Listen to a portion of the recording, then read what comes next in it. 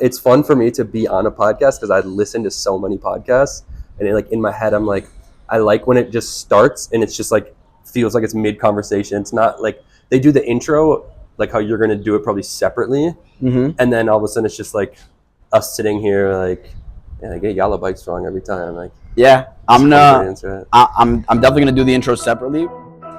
Hey everyone, good afternoon, good evening, and good night. However you may be consuming this podcast, I'm happy you're here once again for episode 2, where I interview Jake, the owner of Yalla Bikes, a local bike shop that specializes in long-term, short-term rentals, bike tours, all in the beautiful city of Tel Aviv. In this interview, we sit down at his shop on Ben Yehuda 7 to hear about how he got started, how his business has been going since the war, and more. So excited that you're here once again as I put my idea into reality. Enjoy the episode. Here's Bernardo starting the video. And here's Bernardo doing this that he learned how to ride bike today. This was the best day of his life. Say hi. Hi. Hey, what's going on? Tell me about Yalla Bikes. We do bike rentals and bike tours. I follow you guys on Instagram. Ah, nice. In person, and I realized that my hotel is right here. Amazing. And, they said in the hotel they give free bike rentals, but they actually don't. And I figured like maybe it was just you guys who happened to be right next. No, yeah, they've been saying that for years. People have been coming and telling me, they tell us we're gonna have bikes, and then they don't have bikes. Good for business, though. Yeah, it works out well for me. But yeah, if you want a bike tour, we do it all. You have to have people, or you could just join a bike tour. So they're all private tours at this point. So like if you wanted to go, or if you're with other people here and you want to bring some friends along or family, and it's like a 2.5 hour tour. We do either Hayerkon Park or we do Central Tel Aviv and Yafo. So those are like the two main routes. You stop for coffee, stop for water. And how is biking in Tel Aviv? I feel like I'm scared. I don't know, like with all the construction. Yeah, so it can be a little bit messy and it's scary at first, but honestly, we have really, really great bike infrastructure. So like the bike lane along the beach is where I always recommend people. You can go from Yafo to the ports, like all in one continuous bike lane. And then Hayerkon Park is super nice. There's no cars, there's no food delivery guys driving like crazy. But yeah, the first like 10 minutes, it's a little nerve wracking sometimes, but everybody, I've heard hundreds of people say the same thing, like, I don't know. And then they come back and like, that was amazing. Like, I'm so glad that I rented a bike. We do hourly, we do daily, we do weekly. We can even do like a month. Like if you want a bike for a month while you find your apartment and find a job and figure things out, and then go and buy your own bike, like that's an option too. Definitely keep that in mind. But yeah, Like a sunrise bike route or sunset is also super nice. Riding along the beach at sunset is amazing. Yeah. Thank you. Nice to meet you. Have a nice day. That was nice. I'm actually glad we got that on video. Yeah, That's cool. It covered some things I was gonna ask you. For the feature I really like is the like automatic captions, but it does get like Hebrew words correctly. We didn't say such complicated Hebrew words in Reels, but I'll try it out if it comes up. I'll try it out with Yalla Bikes. Yeah, see, let's enunciate correctly. Yalla. Yalla, not yellow bikes. Yalla. Yalla bikes. Yalla. Yalla Bikes. Yalla bikes. Yalla Bikes. I want to introduce you, Jake from Yalla Bikes, my boy. You're a good guy. We met like a year and a half ago at this point through Yalla Bikes. When you started it, you followed me, and I've told you this many times. I hate going to the gym, so I hit you up to rent the bike, and the rest is history. We had an interesting first rental experience. The front wheel was on backwards. We figured it out. I've learned a lot since then. Haven't made that mistake a second time. Nice. And customer service was top. I think you offered me like a free bike or something, like a big discount for sure. I guess you were one of the first customers. I was happy to get any business at that point. Right. Still running it out of the apartment back then. Right. But at that point, were your friends renting from you? Not really. I mean, I had a few here and there. It was mostly like friends of friends, or when friends' parents came to visit, they would rent a bike for the weekend or the week. Right. But yeah, when you first came, that was like the super early days. That was maybe a month after I made the website live. I had the Instagram running for a while, but initially the Instagram was for buying and selling bikes. So I'd been buying bikes on Facebook and fixing and selling, and then instead of posting them on Facebook to sell them, I'd post them on Instagram. And I just like had a few, maybe a couple hundred followers at that point. Right. And they almost always sold quickly. Someone would send the picture to their friend, like, "Oh, you've been looking for a bike, right?" And they would sell quick. So that's how it started. Right. That's probably when I followed you back in that day, just trying to get as many people to follow as possible to sell bikes to them, basically. Yeah. When did you open the account, the Instagram account? So I officially opened Yalla Bikes January 1st, 2023. Okay. And at that point, the Instagram account and the website, it must have been a few months before, like maybe September, October of 2022. Which is right when I made Yalla.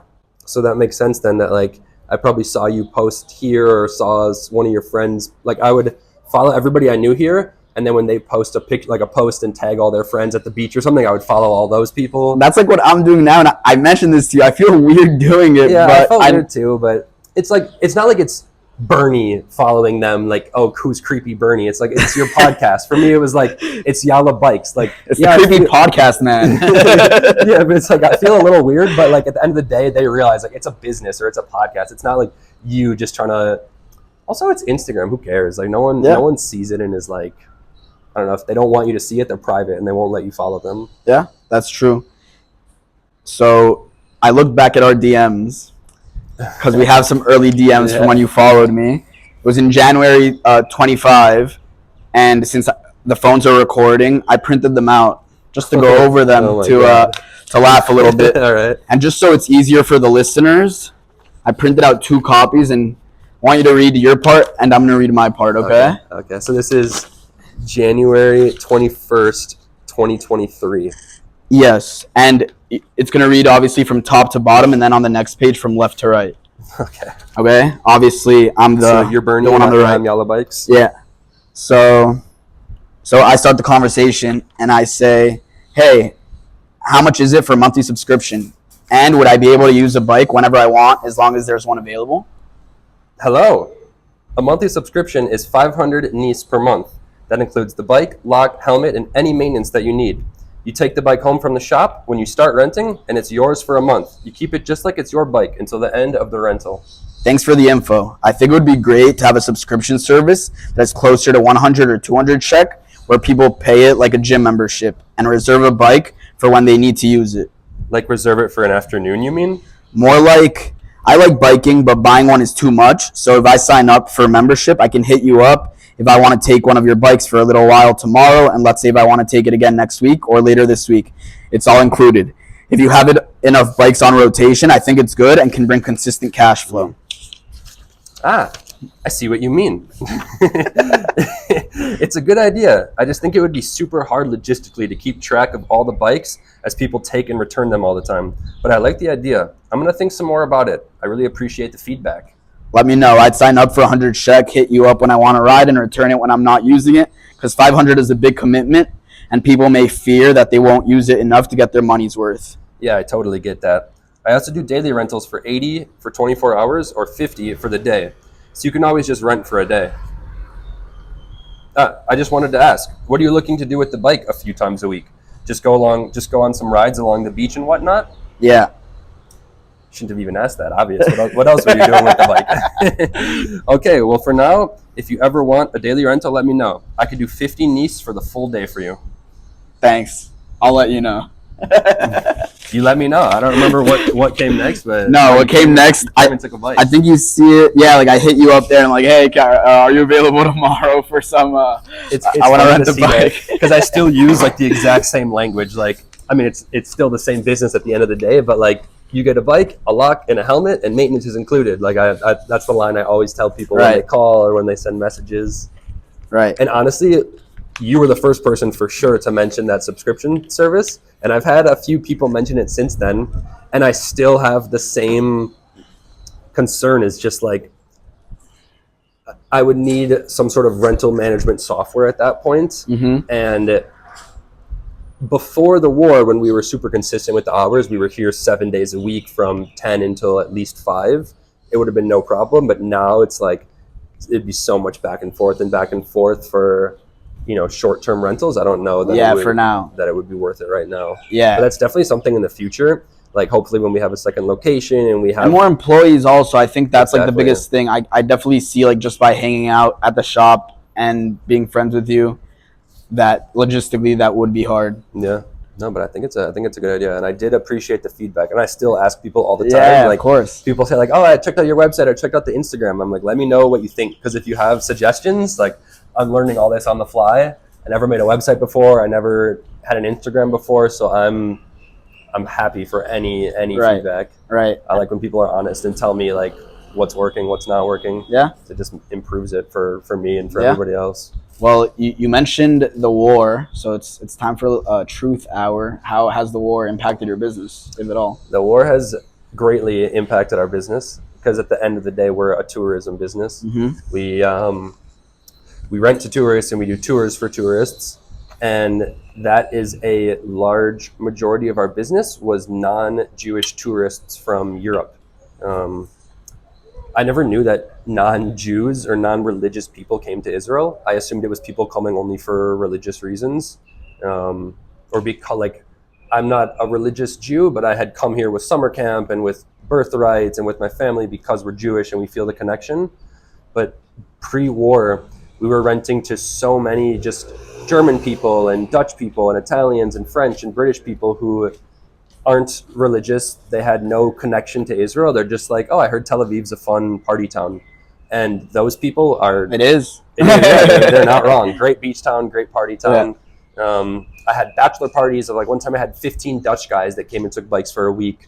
Or I gave a tour to a group of British girls who were here, not religious, no connection to Israel. Right. And so we're still getting the business of Jews that are coming to visit their family or who lived here in the past or are coming on like a solidarity trip or some sort of organized group. But those non-religious tourists since the war have not been here at all. What percentage of your customers before would you say, if you had to put a number on it? Jewish versus not Jewish? Yeah. Honestly, pretty 50-50 split, like pretty even split between Jews and non-Jews that were here. And, I would say probably 95% were people coming from outside of Israel. We had the occasional Ole Hadash who lives in Tel Aviv or someone Israelis from the north who were spending a weekend in Tel Aviv, but a huge majority was people coming from abroad, and that number has decreased. I mean, I can't put an exact percentage on how much the tourism has decreased, but it has to be at least 90%. A huge amount. Yeah, no, I mean, you've shared it with me. Where do your customers come from? Do you have some way that you keep track of it or something like that? That's a great question, Bray. Let me grab this and bring it out for the camera. Conveniently placed map. So coincidentally, we didn't plan that. Not planned at all. When we first opened the shop, can you see that? I wanted to have a map or some way of people kind of feeling connected to the shop and just a way for me to keep track of where people came from. So that actually started with the signature wall. So you can see on this back wall, it might be hard to see on the camera because it's almost looks like it's just colored, but they're all individual signatures, people writing where they're from, when they came. And after a couple months of that, I thought it's really cool to have names there, but it's kind of hard to visualize who those people are, where they came from. So I printed out a map and we started putting pins in the map. And this is actually the second iteration of the map because the first one, Europe and America were just solid pins. So people stopped putting pins in because they're like, oh, there's nowhere to put one. You can't even tell where I'm from. I'm just sticking one in the middle of America. Yeah. So I reprinted it with America and Europe really big and the rest of the continent small because we do get a decent amount of South Americans and Central Americans and some Australians, few people from Asia and Africa, but a large majority are Americans and Europeans. And I'd say we've had people from, I want to say at least 40 of the 50 states. We've had people from Hawaii, from Alaska, from Wisconsin, of course. Puerto Rico? Do we have someone? I think we had one person from Puerto Rico. Where is it? Is this Puerto Rico? No, that's... don't test me on geography on camera. Cuba. I don't know. It's somewhere there. So honestly, it might It might be small. I might have there. cut it off when I photoshopped this map myself. But yeah, I would say the like major cities: Miami, New York, London, Paris, Berlin, and Moscow. Yeah. And then a ton of Dutch people, but kind of spread throughout the Netherlands. And a lot, I said Berlin, but I think Germany has by far been the most renters have come from Germany. I think German people in general love coming to Israel, and they also love bikes. So they get here. That's why Dutch, like I don't think a huge number of Dutch people come to Israel, but any Dutch person that comes rents a bike while they're here. Right. So yeah, we've been, I feel super lucky that we've had people from 50 countries, like from all over the world. Amazing. I get to sit here and just have the world come to me every day. Oh yeah, that's great. I hope that the business keeps growing to the point where you should probably have eventually one of those big boards for each continent. Well, I would say, yeah, I was going to say each country, but no, the countries in Europe are obviously like, if we had like one big Europe, one big America, and then we could put the other continents just small in one together. Yeah. But even like different places like within the United Kingdom, for example, like that would be cool to see eventually. Yeah, no, you're right. Yeah. Nice. I don't know if you ever put a pin in there. Did you put one in Miami at any point? I don't know. But one in Colombia? You have so many customers in Miami that it's fine. In Colombia, is there one there? Yeah. There's one.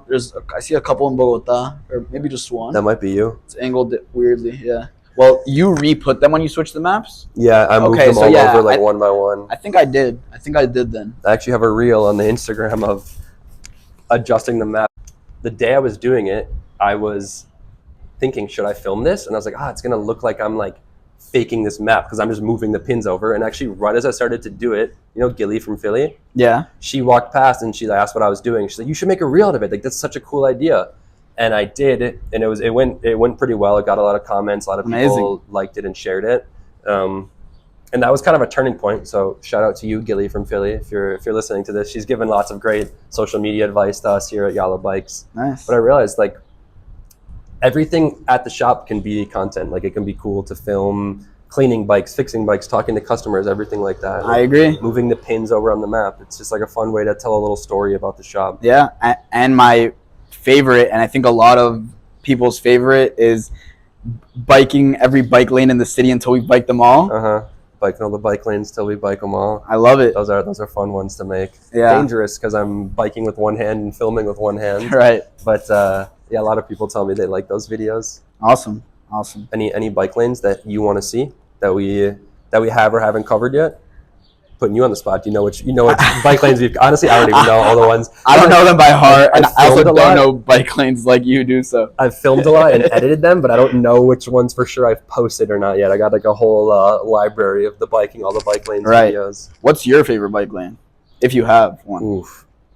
My favorite place to bike is Hyercone Park. Okay. And I actually have not filmed that yet because it's overwhelming. It's so huge, and there's over 50 kilometers of bike lane. So I'm thinking almost doing like a 4 or 5 part video of Hyercone Park. That'd be cool. If I had to pick like one individual street bike lane, I would probably say Ben Gurion Street from Rabin Square, or Ben Gurion Boulevard from Rabin Square to, I think it's called Atrium Square, like above Gordon Beach where the glass building, there's a hostel up there, and there's bike lane between the two, and there's like Tamara is on that bike lane. There's multiple coffee shops. We Like You Too has a coffee shop on that bike lane. And then you end at the beach overlooking all of Tel Aviv and Yaffo in the distance. And it's like a 5-minute bike ride. And you go from Rabin Square to there. It's amazing. It's beautiful. Amazing. That's beautiful. No, that's nice. And I'm trying to think where what I do like is you recommended to me the new area in Hyercone, or not in Hyercone, like north of the Namal. It's beautiful. It's a hard ride up though. Park Chachov. That's what it's called. It's the biggest hills in Tel Aviv. Biggest hills in Tel Aviv. Yeah, I said that in the video. I posted biking all the bike lanes. That was one of the first ones. Nice. And I said biggest hills in Tel Aviv, and I got a lot of hate comments being like, you want to see hills come to Jerusalem. Like, you think that's a hill? Clearly you've never ridden a mountain bike. And I'm like, I said they're the biggest in Tel Aviv. I didn't say these are giant hills. You also got like a lot of hate on your like second most recent reel where you're like, Tel Aviv is my favorite city to bike in. Yeah. And a lot of people were like, you need to come to Amsterdam and you need to come here. All I said was Tel Aviv is the most beautiful city for city biking, which is obviously an opinion. Mm-hmm. And I'm happy. I love that people are engaging with it and commenting, but it got a lot of people very worked up. People are clearly defensive about their city's bike lanes. And I'm also surprised by how many local people were hating on the Tel Aviv bike lanes. Like, obviously it's not perfect. Nowhere, you can nitpick the bike infrastructure anywhere in the world, even in Copenhagen or Amsterdam, which are like, I think considered like the bike capitals of the world. Right. But so many Israelis like, clearly you don't ride here a lot, like these bike lanes suck. I'm like, I mean, I've been lucky to bike in I've biked in Amsterdam, I've biked in Copenhagen, in Berlin, in Manhattan, like a lot of well-known bike places. I think Tel Aviv is right up there with all those cities. I can't say awesome. It's the best, but I mean, just in the 4 years that I've lived here, it's doubled the amount of bike lanes that are here. It's crazy. Yeah, and they're still going. Yeah, I can't wait till they actually finish these, because right now I hate you have to bike and then like go on the street, get on the sidewalk, get back in the lane, get back, and everyone's parked. Yeah, when apparently from what I hear from these construction guys, we're sitting on Ben Yehuda right now. For context for people, we're almost all the way at Allenby Streets, like far south end of Ben Yehuda. And what I've heard is that from our Lozerov to Allenby, all along Ben Yehuda and all up Allenby Street are going to be just light rail. Like in Jerusalem, how the main street is just the light rail and there's no cars or buses. Whoa. So this is just what some of the construction workers have told me. Eventually, because like... Well, that's in like 5 to 10 years when they're done with this light rail. Yeah. But think about how nice that will be if that's true, from like Rothschild all the way to the beach, coming down it's Allenby is like a slight hill the whole way. Yeah. And if it's just open to bike, there's no cars, there's no buses, that's going to be amazing if that's for real, if that actually happens. I agree. I was biking once. I might have told you this, to a friend's house in Miami once, and I like got my wheel stuck in the track. And I like fell on my face, and I wasn't a safe rider then. I don't know if I was wearing a helmet, but I like got scratched up and I got to my friend's house. That's a classic mistake. You gotta hit the tracks perpendicular. I tried, but I guess I didn't. I guess I was like a little diagonal, and it was too diagonal in the end. I did that once, not on a train track, but on those like sewers that are like between the curb and the street, like the square sewer grates. Those scare me all the time. And one time in Madison, where I went to college, I was biking, like went down the curb and my front wheel just stuck straight into it, and I just right over the handlebars onto the street. Luckily, I was fine, but so embarrassed. So that was a tough one. So now that you bring up Madison, where you're from, and we've spoken a lot about how Yalla Bikes is doing now, how it's been doing, but for people that are wondering, where did your passion for biking come from, and how did it eventually become Yalla Bikes? You moving to Israel? Give a monologue right now. It's a lot of questions in one. Yeah. I always, since going to university in Madison, a bike has always been my form of transportation. I've never owned a car. So in Madison for 4 years, I biked everywhere, and I actually had a moped my last 2 years, a little tiny moped. Nice. That was my mom's when she went to Madison. Oh, yeah? Like this 1970s Honda Spree, bright red to match the Madison colors. That was awesome. But biked everywhere. And then, in college, I studied abroad for a semester in Copenhagen.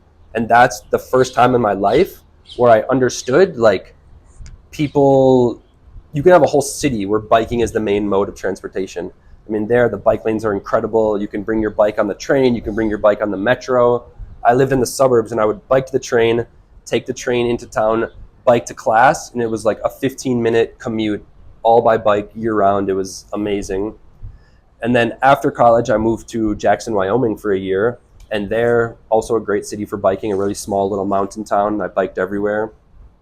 So I've never been a road biker. I've never been a mountain biker. I've always just biked for transportation. Right. And when I got to Tel Aviv, I did a Mossad program in 2020, October of 2020. I got here, and one of my first days here, I was like, okay, I need to rent a bike. Like when I was in Copenhagen, we all rented bikes for the semester. Like there was bike shops all over the place. We got a special deal because the school that we attended had a deal with a couple bike shops. So I got here and I started searching where to rent a bike. And I found one shop that rents bikes, and they only rented daily. And I reached out to them like, hey, if I want to rent for a few months, how much would it cost? And they just told me the daily price times 90 days. And I was like, I could buy 30 bikes for that price. As 100 shekels a day times 90 days. Like it doesn't make sense. It makes way more sense to just buy a bike. So I ended up buying a bike.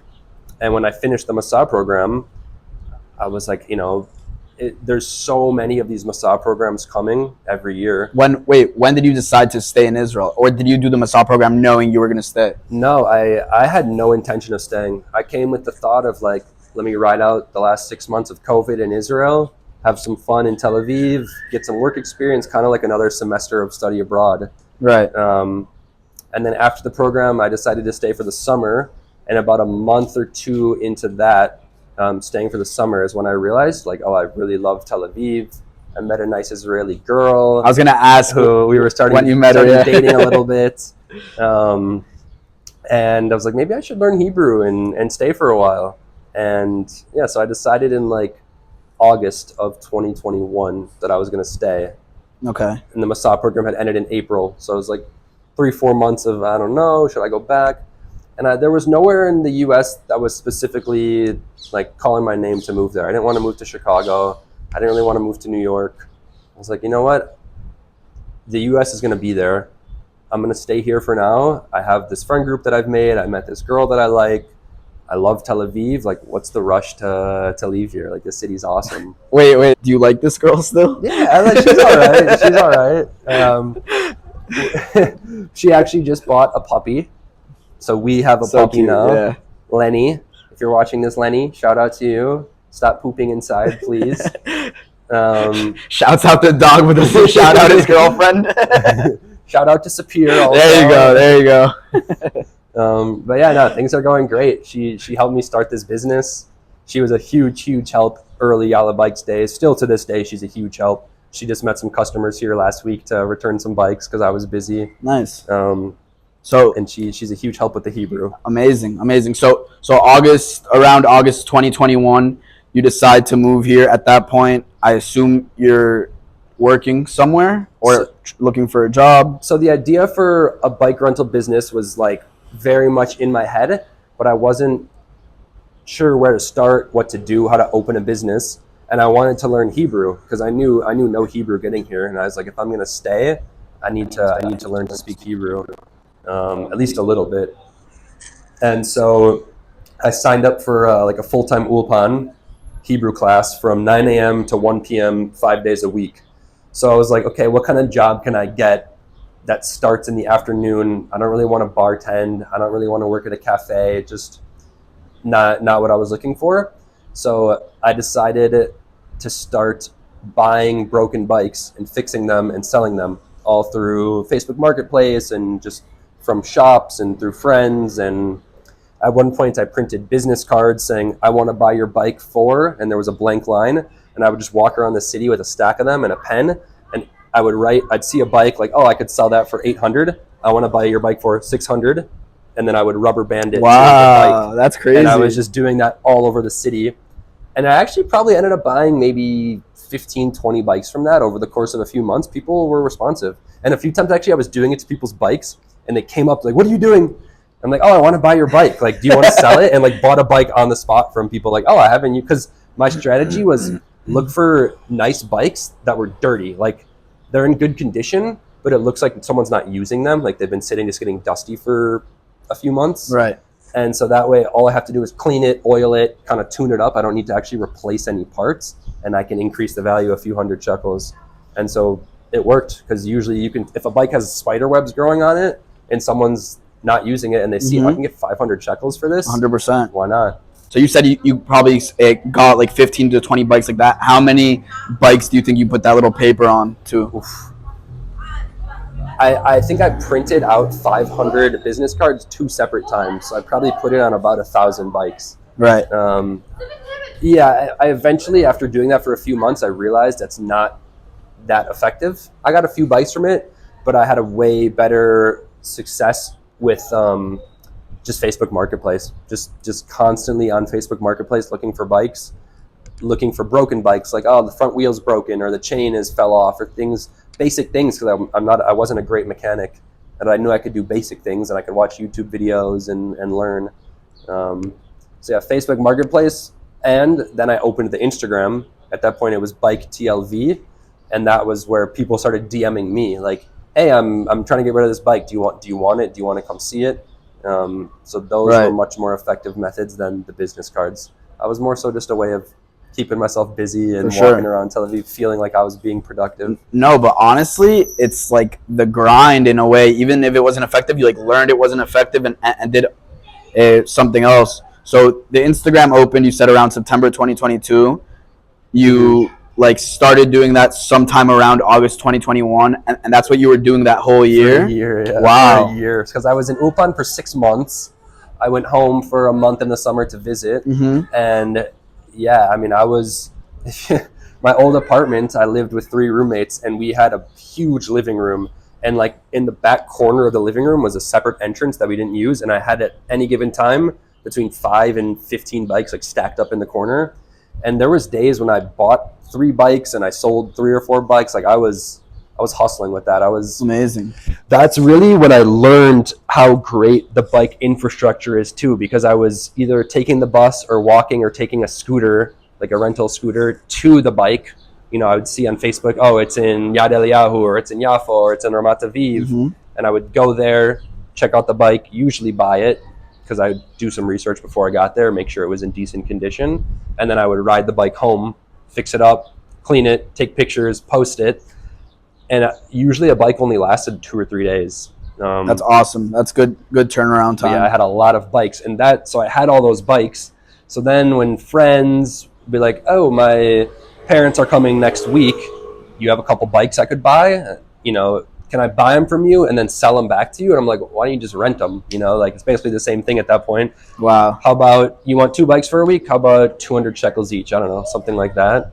And that's when the rentals started. And that's kind of what pushed me to be like, oh, there's some demand for this. I haven't advertised this at all, and I'm getting a lot of questions about it. Yeah. I wonder how much demand there could be if I started to advertise myself as a rental business. Right.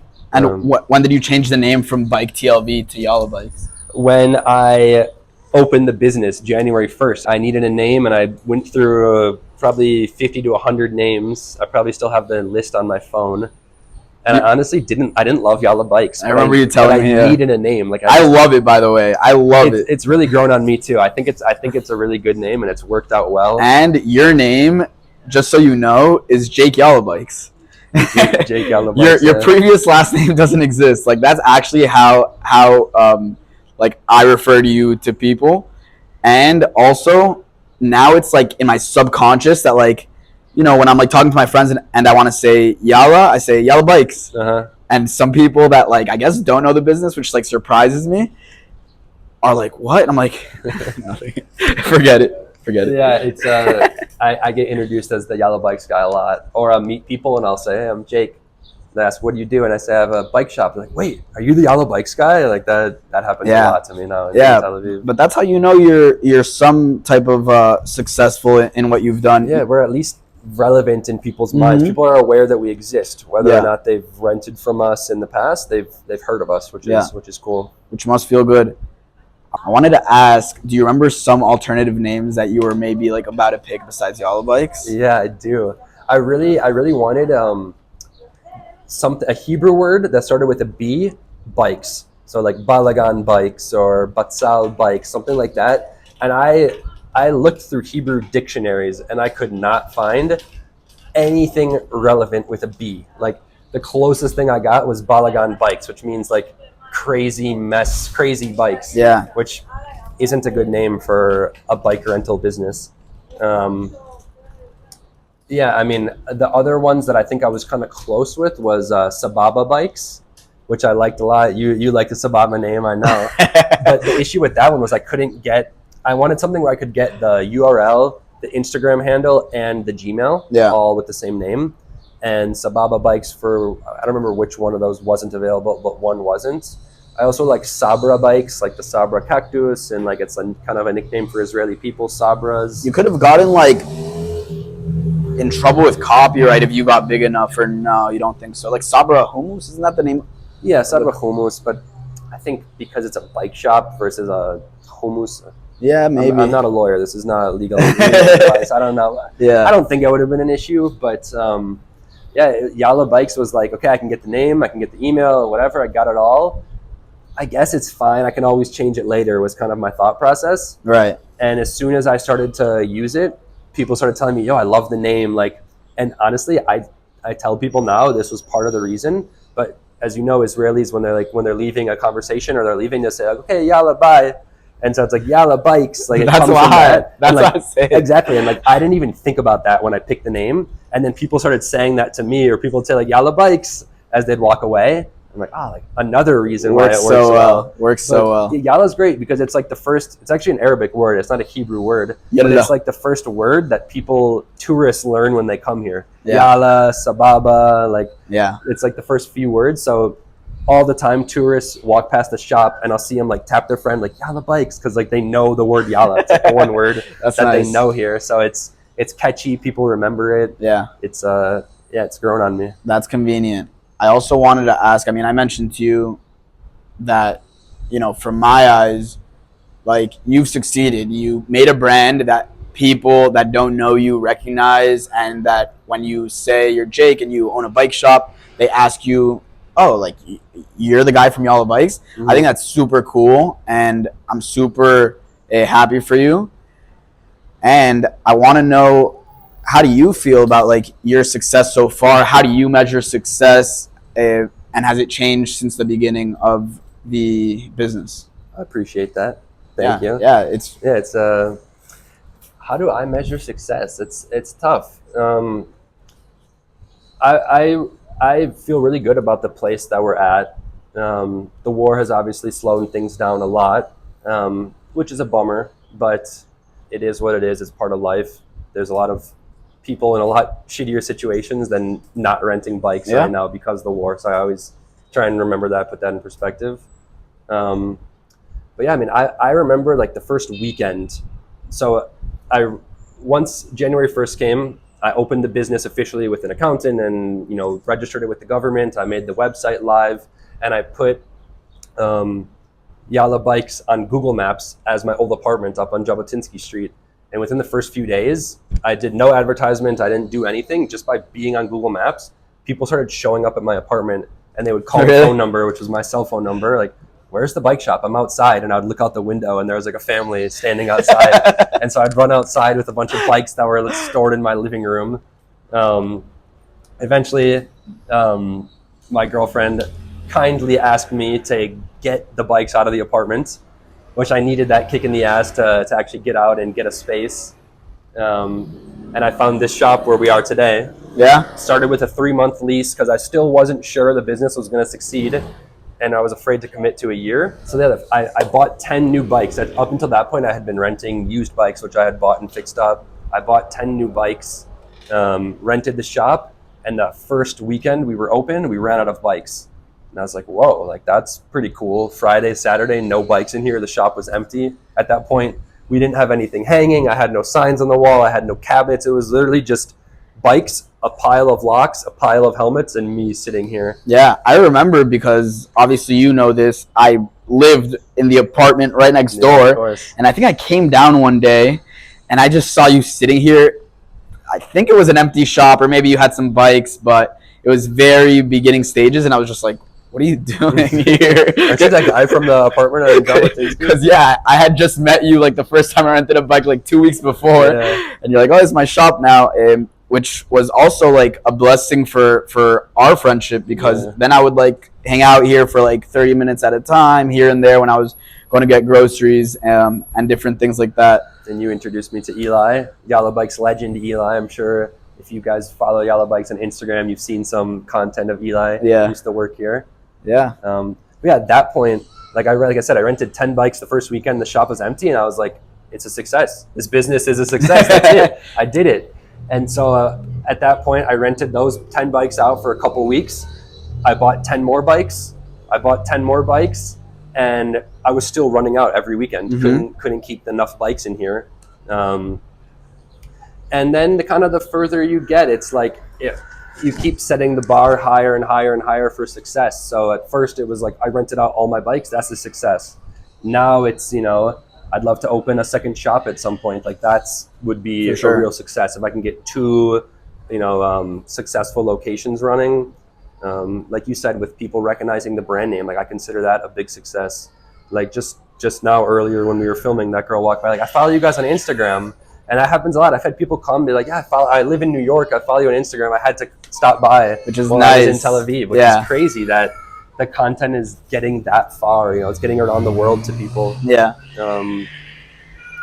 Success. It's a hard thing to measure. I kind of think of it the same way as I think of like fluency with learning Hebrew. Every time you think you're fluent, you realize like, oh, I don't understand anything when I call the doctor's office. Like, I guess I'm not fluent. And then you can do that a few months later, and then you turn on the news and like, I don't understand anything they're saying on the news. I guess I'm not fluent. So it's like, it's an ever-changing bar that's like, I guess it's good though, because you keep reaching for the next step and the next step and the next step. Like, I don't feel complacent with, where we're at right now. I think that was a really good analogy because it's something I can relate to. It's like when my friends from America ask me, are you fluent in Hebrew? I'm like, yeah. And then I like go to work and they're like, shalom. I'm like, hi. Yeah, exactly. What did you say? It's tough. It's tough. Nice. No, that's awesome. And I know I just said it, but for real, I love your brand. I like you as a person a lot. And hopefully it keeps going up. Tourism is starting to pick up again, but we'll see how it continues. And hopefully a second location can be open soon. It'd be awesome. Yeah. Yeah, and like you said, it's awesome that you moved in. I guess I moved in here while you were in that apartment right there. Yeah. That was super cool. I've had a lot of like lucky moments like that with Yalla Bikes, like meeting you and then moving here, and then you introduced me to Eli, who became a great employee. My other employee, Rafi, met him at a Shabbat dinner. I knew the guy who invited me, and Rafi knew his girlfriend, and we both ended up there. Right, and Rafi's the one who ended up like coming up with the idea of hanging these, right? Yeah, that was exactly. Rafi's had a lot of awesome ideas. He's been a huge help with everything Yalla Bikes related, coming on tours and ideas, and he's always on my ass about keeping the shop clean, which is good because I get lazy with that. Otherwise, you start to like not notice the mess when you see it every day. Yeah, for sure. He comes in, he's like, "What's going on in that corner? Like, let's get out of here." Yeah, it's like my room. I'm like, oh, it's so clean in here, but a lot of lucky. Just like I feel like that's very Tel Aviv. Like you move in here, and I feel like if I would have moved in on a different corner somewhere else, I would have had connections and would have met other people, and it would have worked out anyways. But I feel very lucky with the situation that we got in here. Great landlord. She's super nice, super easy. Like, everything about this spot has been awesome. Speaking of the devil. Yeah. What's up, man? What timing? We were just talking about timing and meeting you. It's all good. Come say hello to the camera. Yeah. What up, camera? This is Rafi, the legend, the man we're talking about. Yeah. Rafi? Leave him hanging. What's up? How are you guys? Good, man. How are you? Sorry. We're trying to get extra. What's going on? Everything's awesome. Amazing. You want to say something to the microphone? What's up, everybody? I hope you're all having a beautiful day. Get outside, get on a bike, get some sun, jump in the water. Get on a Yalla bike. Get on a Yalla bike. Look, come in front so they can see what kind of bike you pulled up on here. That is a Yalla bike. Blue, of course. Jameis. Thick tires, thick seat, like we said in the last reel. Your anus is gonna love it. That was epic. Nice. So guys, so you just figured this We're this is for Into Reality. I told you about it? Yeah. I think I did, yeah. We're gonna be on the podcast. Yeah. Awesome. We were literally just saying, Rafi help with this, Rafi help with that, and then all of a sudden you come. And we promised this was not planned. This was spontaneous. Yeah. It was. Very cool. Yeah. How are you? I'm good. I hope you guys get to it. Yeah. We'll catch up soon. Yeah. Yalla Bikes. Yalla bike. Nice. So I think it's a good moment to open up or to read the questions that I had some people respond to my reel about. I said, I'm interviewing Jake from Yalla Bikes. If you guys have any questions. Yeah, if you're hearing this right now and you don't follow Into Reality on Instagram and on TikTok and subscribe on YouTube, you should. because you and Spotify. And Spotify, of course. I don't have Spotify. Forget that one. You could have asked a question. We could be answering your question right now. Tom, wherever you are, Susan, listening to this over there in North Carolina, you could have asked a question, but you won't miss the next opportunity. Exactly. So the first question I got was, how do you think bikes throughout history have changed how humans socialize and convene? Holy shit. Not the kind of questions I was expecting. I don't know much about the history of bikes. When was the first bike? That was the huge tire, the huge front wheel one, right? The penny something. Yeah, I actually have like some trivia questions that I was going to ask you about bikes to test you. Oh, I like and that was one of them. Okay. So there you go. Well, what I can say is that I love a bike city and how much it brings people together. Like, you don't realize, like I said before, when I moved to Copenhagen was the first time when I realized like how bikey a city can be and how connected a city can be through bikes. In America, where I'm from, where I have the most experience in my life, you know, you leave your house, you get in your car, you drive to work, you drive to the gym, you drive back home, you drive to the grocery store. There's no like chances for interactions. The only interactions you have in your car is like road rage and flipping someone off because they cut you off. Yeah. But biking, I mean, I'm biking around the city all the time, and I run into you all the time. I run into friends. I'll pull up next to someone at a red light and we chat about something, just a stranger. Like, just, it puts you on a social level, like on a plane with other people, and you're not surrounded by something kind of isolating you from other people.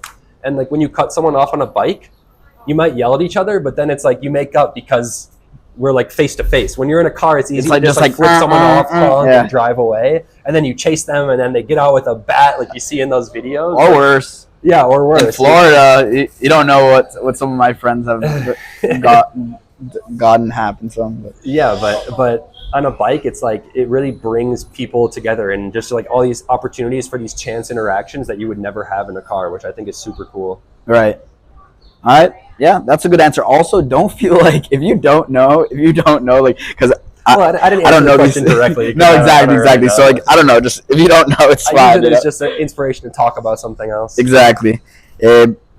Someone asked if you teach how to ride bikes, which I don't have the problem because I know how to ride bikes, but I feel like I'd be interested to know what percentage of people above the age of, let's say, 13, 14 don't know how to ride bikes. I get that question kind of a lot, which is always surprising to me because I just assumed everybody knows how to bike. Same. But I've probably had 20 people in the last year ask me if either say like they don't know how to ride a bike or ask me if I teach. I've never taught someone how to ride a bike. I'm not opposed to it. Liability though. Yeah, I'm just like a little nervous. Like I don't want to be responsible if you fall off the bike. I mean, I guess that's true always when you're out riding on a Yalla bike. But yeah, I mean, if someone wants to learn and they want to come here, we got a lot of space here in front of the shop, a nice open, wide sidewalk. You can come by. We can try and teach you. Yeah, put some training wheels on a big bike or something. Yeah, honestly, what I think I would do is take the pedals off. So, like, you know, the really little kid bikes that have no pedals and they just learn to kind of like run on the bike. Yeah, just like, do that. Just start with that and learn to balance, because that's the hardest part, is the balance. Honestly, I think that would work well. That's how I learned how to ride the ripstick. I had like a living room kitchen that was like, it allowed me to like push myself around, and I was like try to pull myself like as much as I can to make it a full circle around. And then eventually I was like getting close to doing a full circle around, but I was like a little short. So I think like naturally my body started like wiggling a little bit. And then ripstick wiggle. Yeah, the ripstick wiggle. And then I like did a whole circle, like just wiggling eventually. And then I brought it outside, and then I learned how to like get on properly. So that could be a good way to teach people, honestly. Do you remember learning how to ride a bike? I have to show you. There's like a famous in my family video of me learning to ride a bike, and you were unsuccessful, or you were successful? In the video, I was successful.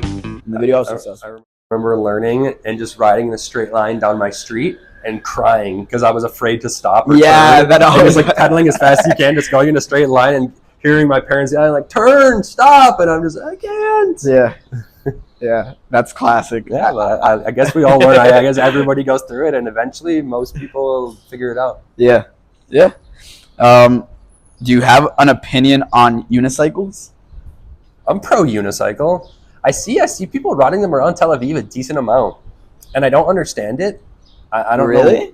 I haven't seen around Tel Aviv, I've seen but a few people. I have a video on my Instagram of a religious guy riding a unicycle. I've seen a few people. No, I'm pro unicycle. I'm pro tricycle. I'm pro anything that's kind of like a bike. Scooters as well. I love it all. Anything that gets you around on your own power like that. Yeah. I like electric scooters too, but they're a little scary. I personally don't recommend people ride them, even though I use them sometimes. Yeah. All right, and if you ride them, just be safe. There's a lot of people who ride them like under the influence or without helmets. Like, it's crazy how normalized that is. You will end up at Ichilov Hospital if you drink and scooter. Do not do that. Yeah. What do you hope to see in bike innovation in the next 10 years, if anything? Wow. Just bike, like as a bike, not as like a where to ride or anything, but as bikes themselves. Yeah. Well, I hope that we invent some way to not get flat tires, because there are some inventions in that vein already, like tubeless tires, but you can still get a puncture. It's harder, but it happens. There's like these foam inserts that you can put in between the tire and the tube, but then it's a really clunky ride because you're basically biking on just like solid rubber, like the city bikes that Tel Aviv has. So I don't know what the invention would be, but some way to prevent flat tires, because those suck. Yeah. It happens a lot to me. It happens to customers, and it's always just a huge downer. Inconvenience. Inconvenient. I mean, not even like just biking, like in a scooter and a car. It's such an annoying thing that you have to deal with then and there because you can't continue your journey. Exactly. And I guess maybe all the city bike shops around Tel Aviv don't want that to happen, because they make a lot of their money just replacing tires. Tubes are super cheap, and they charge you like 50 shekels for something that costs them 5 shekels. But they're obviously doing some work too. It takes time. But yeah, I would love if we could eliminate flat tires. That would be my number one thing I want to change on bikes. Fair. And do you think cities should invest more in bike-friendly infrastructure? And if so, why? I mean, 100%. Yeah. 100%. Your answer had to be yes. Like, yeah, of course. Biased, I want more bike lanes, because that means more people biking, which means more people renting bikes and going on bike tours, which is good for me. But like I said with the answer about it brings people together. Like it's good for the environment because it takes people off of cars and buses. It's good for people's health because you're getting some exercise on the way, even if you don't feel it. It's so much fun. Like city biking is like my hobby as well as my work. When I have free time, I just hop on my bike and ride around the city. I love seeing people taking pictures, stopping for coffee. I just think, I mean, it makes less honking, it makes less traffic, like everything about it I think is good. And I'm always surprised, like every once in a while I'll get a comment on Instagram, like someone who's like, bike lanes are a waste of space. I'm like, how can anybody not be, even if you're not a biker, I guess it takes away parking spots, so some car people get upset about that. But ride a bike, man. get over it. Get a bike. Ride a bike, man. I don't feel bad for you. This is a weird question. So I finished with the people's questions, but if you didn't own a bike shop right now, and a disclaimer in case people didn't already gauge this, you do this full time. What do you think you'd be doing? Do you think you would have started a business or an idea in another area, or do you think you'd be working for like a company? Yeah, I mean, I'd like to think I would have started some sort of business in a different area. When I started Yalla Bikes, I was also kind of considering another business for residential compost collection. Okay. So if you're out there and you hear this, feel free to steal this business idea. Or collab with you. Or yeah, we can work together on it. But it was actually my senior capstone project. I studied environmental studies and business. So it was like an environmental business. Like how we have recycling and trash where you put it outside every day and the city comes and collects it.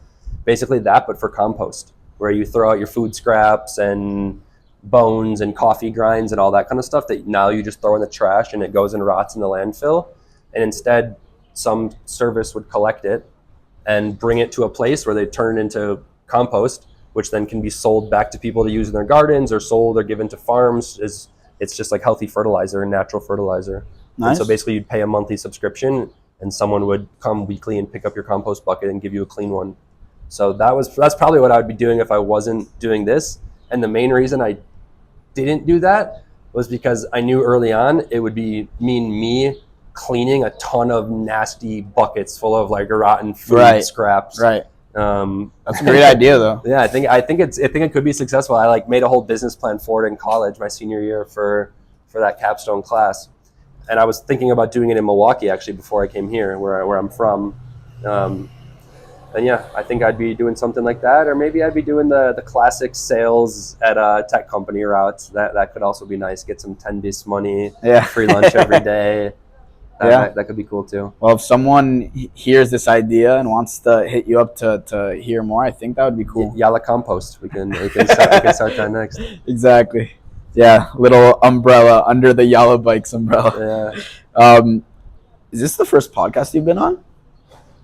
No, technically it's not. Okay. I was on a podcast in college for the Jewish Journal at University of Wisconsin-Madison about my experience living in Germany for the summer, being a Jew. So I don't think it's on the pod. Like, I don't know where you would even find that anymore, but it was like a 20-minute podcast that I did in 2016. Nice. So technically, no, it's my second podcast. Okay, I think. Nice. That's awesome. Have you been on a podcast before you started your own podcast? Yeah. On your brother's on podcast. My brother's right? podcast. Room for humor, but it's only for people that are not PC, because it's not PC at all. I was in the Thanksgiving special, and me and my brother have very similar voices, so it might be hard. You won't know who's who. Yeah, you might not know. Anything inappropriate that was said, we blame on Leon. Leon, yeah. Good pronunciation. It was not Bernie saying those things. Exactly. How do you come up with like the price, or how did you come up with the pricing for the bike rentals? I kind of just did what felt right, and then I've kind of changed them over time. Like, I raised the daily rates a little bit, and I lowered the long term, like the monthly rates a little bit, because I realized like once you rent for more than a few months, it just makes more sense to buy a used bike. Mm-hmm. And the daily rates, everybody was saying like, wow, it's so cheap, like such a good price.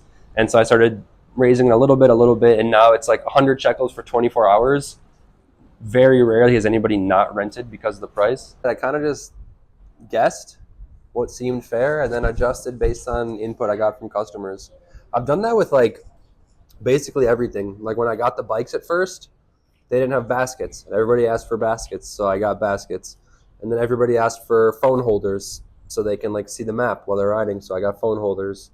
And then, stuff here, stuff there, just kind of like, I guess it's probably like a basic business principle, but like do what the customers want. And sometimes people say things and I'm like, I'm not doing that, because I get some crazy requests or like, you need to have this, and I'm like, you're the only person who's ever said that. But no, for the most part, like everybody just wants a comfortable bike with a basket, a nice strong lock, and like, yeah, people a lot of times they see the bikes, like these blue ones with the thick tires, and they're like, oh, like I don't want a girl's bike or like something like that. And I'm like, just try it, like ride it. And then people come back like, these bikes are so smooth, like it's more comfortable than my bike at home. They like take pictures of the brand and the name of the bike, like they're gonna buy one when they get back. There you go. Nice. Yeah. Nice. How many bikes do you own in total? About 50. Yeah.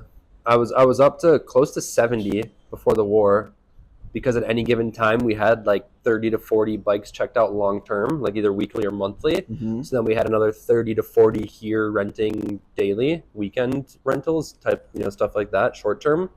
And then when the war hit, everybody brought back their bikes at once because they were leaving the country. And I was like, holy shit, I don't have space for all my bikes in this shop. So I immediately started selling off all of like the oldest bikes, like anything that was like a little rusty, a little beat up, not so pretty. They still all work fine. I would never rent a bike that doesn't work properly. But yeah, I started selling off all the less aesthetically pleasing ones. So now I think I'm right around 50 bikes. Nice. That's good. And hopefully you'll need to buy more soon. Yeah, exactly. because I actually have a tour coming up for a massage group for 20 people, and I have like just enough bikes here to make that work. Amazing. That's good. All right, so you might not know the answers, but we're gonna do some bike trivia, okay? Okay, let's try it. Let's see it. I love trivia. It's like whenever I'm home, I watch Jeopardy with my mom religiously. Like every day, she records all the old ones. I love trivia. All right, should I ask it in Jeopardy style? Why not? Let's do it. Let's do it. This person is credited with the invention of the bicycle in this year. Oh. Who is John Bicycle in the year 1703? That is incorrect. Who is German inventor Karl von Drais? He developed the first bicycle. His machine was known as the Swift Walker. Swift Walker. That's a cool name. And it hit the road in 1817. 1817. Oh, I was 100 years off. Yeah. And when was the term bicycle introduced? And what was it referred to before? The Swift Walker. No, but not the Swift Walker. I think you might have said it earlier in the episode. The penny farthing? Penny farthing? Is that what it was? No, it was the high wheel bicycle. Oh. And when was bicycle first introduced? Yeah, the term. When or who? Or both? When and where geographically? I would guess it was in London in 1930 at the World Fair. I love how random these guesses are. It was in 1860. The term bicycle was not introduced until the 1860s when it was coined in France to describe a new kind of two-wheeler with a mechanical drive. Wow. France. Bicycle. Bicycle croissant. Who would have thunk it? Not me, clearly. Where are bicycles most prevalent in daily life, and what percentage of people own a bicycle in this country? I'd say the Netherlands. Yeah. And I bet like 80% of people own a bike there. Okay, so you're right. In the Netherlands, 87.5% of people own bikes. Wow. Over the age of 15, and 30% of all trips are on a bicycle. Wow. Comparing that to the U.S., people use their bicycles for less than 1%. 1% of all trips. Because you can't bike anywhere for most places, like, unless you're right. In the city, like in the suburbs where I'm from. You have to bike 30 minutes to get to the nearest store. Yeah, that's true. And lastly, what is the most famous bike races in the world? The Tour de France. Tour de France. Yeah, and do you know when it started? Given all these other dates I gave you, you can use like context clues a little bit. I mean, you think they were racing those bikes up the mountains in the 1800s? Maybe. 1881. So the Tour de France was established in 1903, and this is interesting as well. It's considered to be the biggest test of endurance out of all sports. That's crazy if that's true. It's like a few weeks of biking, and you're biking like over 100 miles, kilometers a day. Okay, I didn't consider that. I think just because it's long term, like running a marathon. I mean, I don't know. I've never biked more than 50 kilometers in a day. Right. Can't even imagine doing that up a mountain. So if you're out there listening and you are in Tel Aviv and you want to rent a bike or you want to go on a bike tour, hit us up. You can send me a message on WhatsApp, which you can find on Google or on our website. You can send a message through the website. You can slide in our DMs on Instagram. And also just follow along on Instagram, whether or not you're in Tel Aviv. We make lots of fun bike content. We show off cool stuff in Tel Aviv and just cool bike stuff, beautiful bike lanes, hot takes on bikes. People have been loving that lately. The bike tour videos, biking on the bike lanes until we bike them all. And once we do bike them all, we'll probably start from the beginning and bike them all, go in the opposite direction. So we'll never run out of content. There you go. But yeah, Instagram is a huge help. Come to one of our Yalla Bikes events. We have community bike rides. Send us a message if you love our content. It's always great to hear from people who follow us or past customers. yeah, that's about it. Amazing. And lastly, what's one piece of advice for someone who has an idea or a business living in their head that they are hesitant to bring into reality? I would say start small and just do something every day. That's what I did with Yalla bikes. I didn't start by just renting a store and buying a bunch of bikes and making a website. It was like, first I created the Instagram, then I opened the Gmail, then I made the websites, then I bought a few bikes, then I started sending messages. Like every day it was little small things that just over the course of a few months, over the course of a year, built into this shop that we have here. It was Amazing. there was never any like huge jump. It was just like the biggest jump was like renting the shop, but I rented it for 3 months. So it was like worst case, if this doesn't work, I'll move on and I'll do something else. Or like I bought 10 bikes. That was a big jump. But again, it was like worst case, I'll sell them and I'll lose $100 on each bike, but which is a lot of money, but I'm not going to become homeless. I'm not going to, lose all my money because of it. Right. But yeah, really just like start small and just small steps every day. And if you just keep doing something small every day, it'll grow into something big, hopefully. Amazing. I think that's great advice. I appreciate that. I think we're good. I think we're done. If you have anything else to say into the mic. No, I mean, definitely subscribe to this podcast that you're listening to right now if you haven't subscribed already. I love that you're making this happen. You're bringing it into reality. Yes, sir. You've been talking about it for a little while. I remember when you first brought it up to me. It's super cool that we're here now. It's happening. Yeah. And like I said with the bike thing, it's going to be slow. It's not, you're not going to get 1,000 listeners the first episode. But if you just keep doing it, you stick to it, people are going to share it, people are going to spread it, you're going to find some sponsors, you're going to start making some money. Yeah. And one day you're going to have some incredible guests on here. Yeah. Even more incredible guests than me and Mayor. I don't know if it's possible, but you guys are pretty incredible. But no, yeah, that's also something I mentioned to you like off camera, is that it's something that I'm really appreciative of, that I'm like doing this thing that I want to do, which is this podcast. And I'm not directly motivated by money because I'm not making any money. It's really like I'm loving the process of making it and learning. And last week, basically improving just episode by episode, like little things here and there. And I think it goes in hand with like the advice you gave. So yeah, and I think it's gonna, that's where you're gonna be successful. You're not gonna be successful if you're just following the money. Like you got to do what you're passionate about, and people are gonna hear that. It's gonna come through in the conversations. Yeah. I feel like we had a cool conversation today, and I personally love long form conversation podcasts. Yeah. So it's fun to have another one to add to the list. It's fun to have a friend who's the host of one. It's cool. Yeah. I'm excited to. I don't know if I'm going to listen to this episode because I cringe every time I hear my own voice. You have to, though. I'm still getting over, like, I'm finally now, after a year of this Instagram, I actually just posted my 300th post yesterday. Nice. And I'm finally getting more comfortable, like, speaking on camera. Like, just a few days ago, I filmed myself speaking for the first time, like, green screen with, like, bike stuff in the background. And yeah, it's just like, you're just going to keep getting better at this. You're going to keep getting more comfortable. You're going to figure out ways to make it easier on yourself. And it's just going to keep, it can't get worse. It's only going to get better from here. I agree with you. And yeah, I also agree with you. When I like listen to myself or like see myself, it's like a little cringy, but at the end of the day, I know it's what I have to do and what I should do. And I know that we as humans are like subconsciously hypercritical on ourselves, and we look fine. I was just going to say, no one is going to judge you as much as you judge yourself on it. And anyone who thinks it's stupid or sucks is just going to stop listening and not care. Thanks for listening, everybody. We love you. Everybody out there. Yalla Bikes loves you. Bernie loves you. I love you.